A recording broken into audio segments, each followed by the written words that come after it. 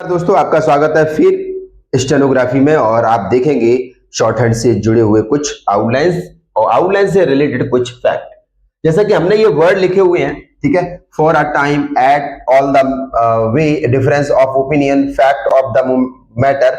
इन वर्डों में पूरी तरीके से हर वर्ड की आउटलाइंस नहीं बनाई जाती। कुछ वर्ड्स ऐसे होते हैं जिनके बीच में जो छोटे छोटे वर्ड्स होते हैं उनको हम इग्नोर करते हैं और पूरा हम वर्ड का स्ट्रोक्स बना देते हैं।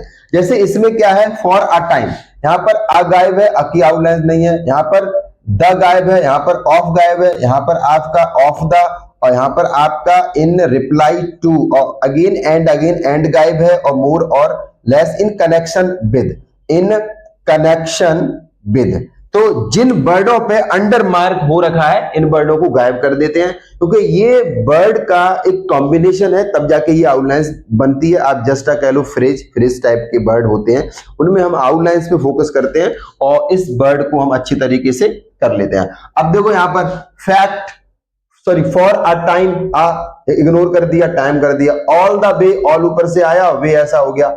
डिफरेंस ऑफ ओपिनियन, डिफरेंस, और हमने यहाँ डिसजॉइन कर दिया, ऑफ को डिसजॉइन कर दिया, ओपिनियन हो गया। Fact of the matter, fact of the matter, of the को लिखने की जरूरत नहीं, क्योंकि फैक्ट और मैटर के बीच में जो ऑफ द आता है ये पूरी लाइन का एक सेंटेंस के अकॉर्डिंग पूरा कॉम्बिनेशन।